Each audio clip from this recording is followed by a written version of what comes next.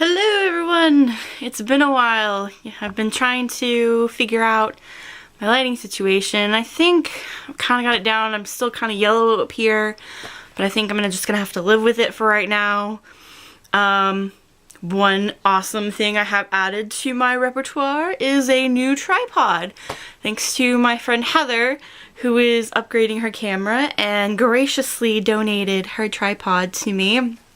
So now I can do things like makeup tutorials and get it set up in my craft room / makeup lair, whatever, and actually kind of set it up off the table so I have room to work and things like that and get it to where I need it. So where it's not like I have to slouch down sometimes with when it's set up on my computer desk, so that's good. So thank you again, Heather. I'm loving it already. So anyways, I have some videos that are coming out for you. Ooh, I just shook the tripod. Look at me. I'm still working on my Houston zoo trip video. It's very difficult to edit because I'm walking around and the camera kind of bounces and it makes me a little sick, and if it makes me sick, it'll make other people sick. So I'm trying to work with that a little bit, and I have some videos from the AllCon convention I went to a couple weeks ago.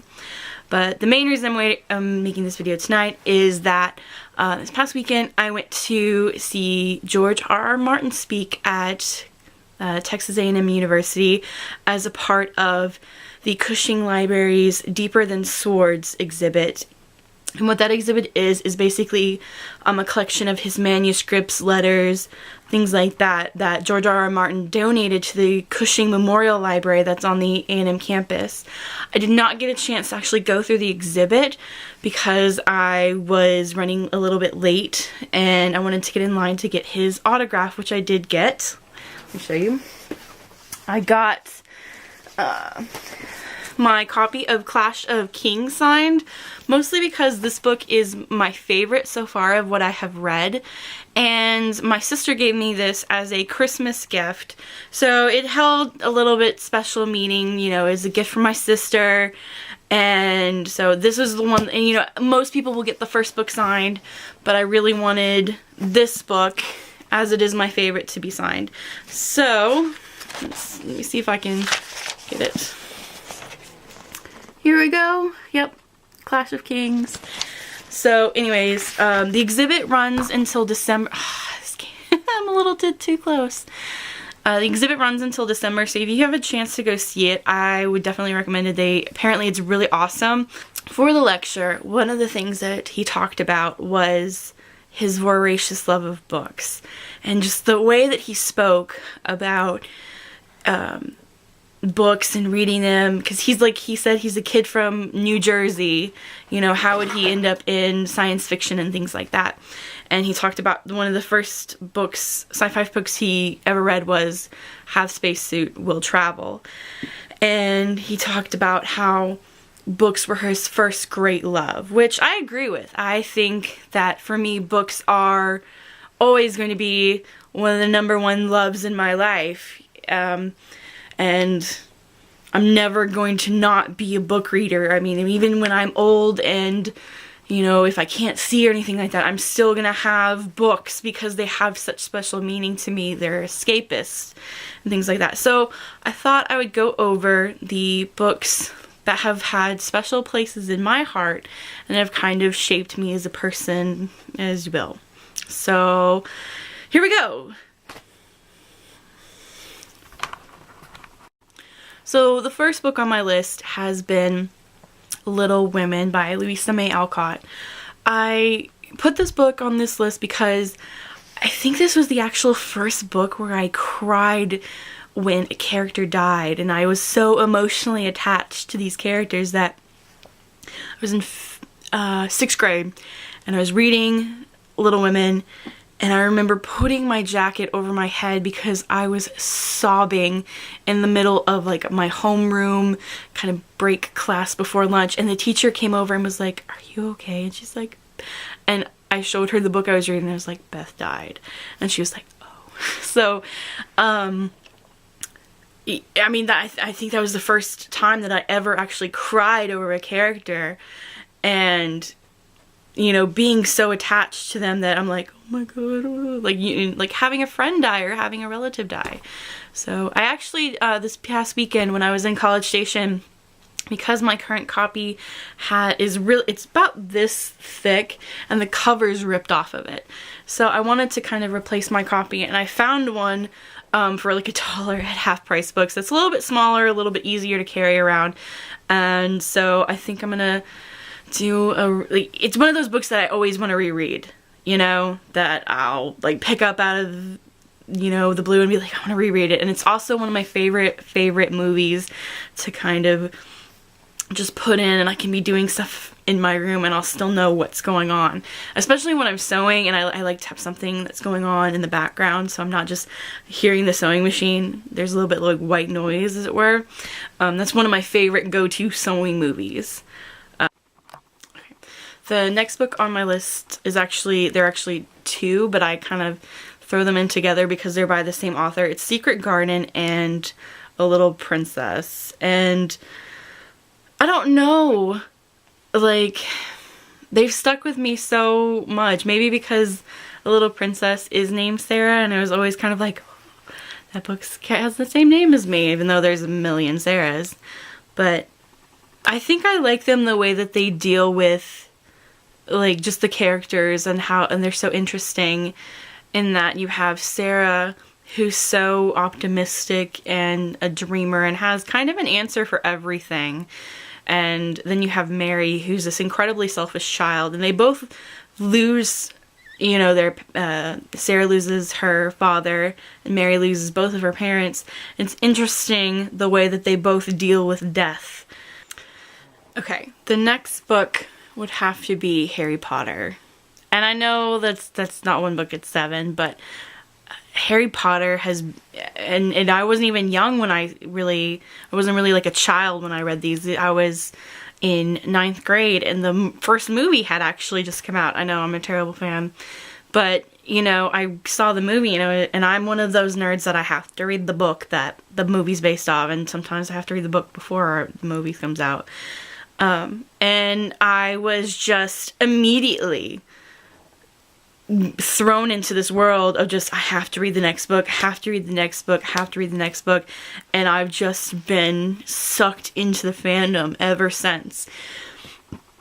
And Harry Potter has been the reason that I'm friends with a lot of my friends, is that we came together because of our love of Harry Potter. And it's been one of those things that I've been getting into, like, I get into the music that people create because of it. I like reading some fan fiction. I even took a class called Harry Potter and Philosophy.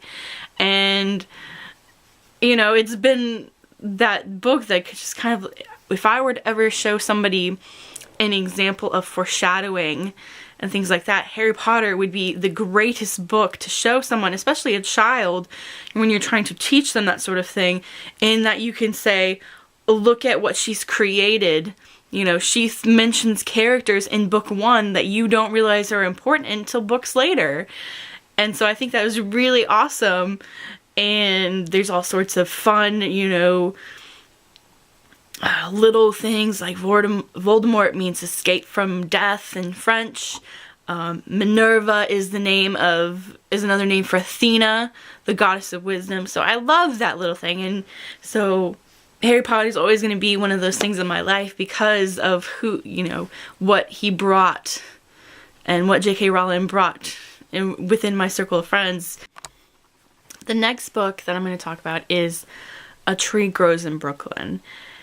And I remember reading this, oh god, I think it was probably 5th or 6th grade, and like just kind of being transported into this time period where you can go and turn scrap metal in for little, you know, prizes and things like that.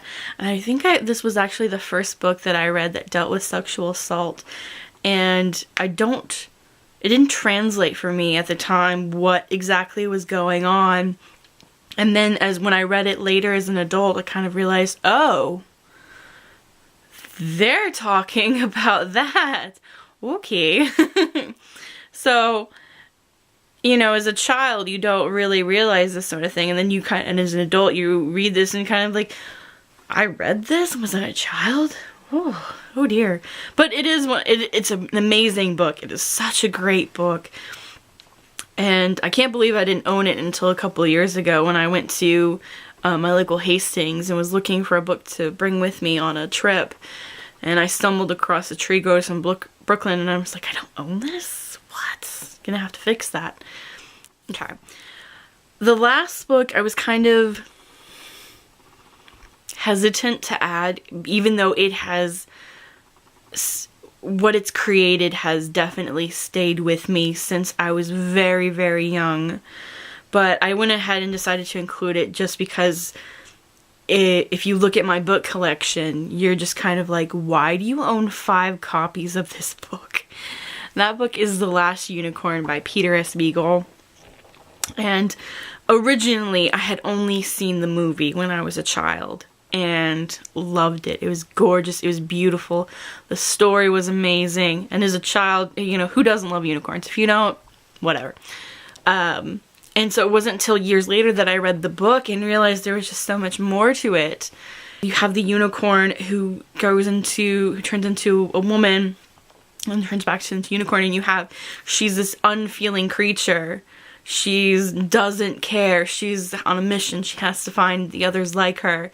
She doesn't feel sadness. She doesn't feel regret or anything. And now she has all of these emotions swirling inside of her. And she can't really do anything about it. She just has to live with that.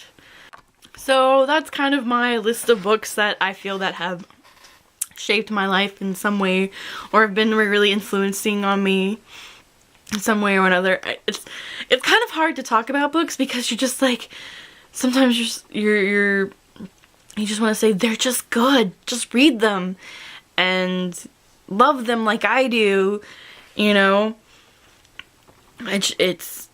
I want everybody else to feel the same way I do about books.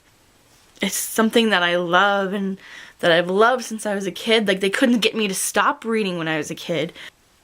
I'm a little bit better about that now. If I'm with other people and we're at dinner or something like that, I won't read at the table.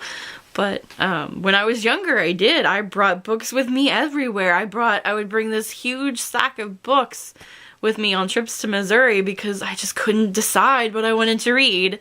Now I'm a little bit more discriminatory because kind of like I don't want to carry that around. But I've actually got in trouble with my grandpa because he wouldn't let me read at the table. So we had this kind of little ugly argument. And I ended up like sitting in a chair like away from the table because I wouldn't put my book down. I don't know, I love books. I love books so much.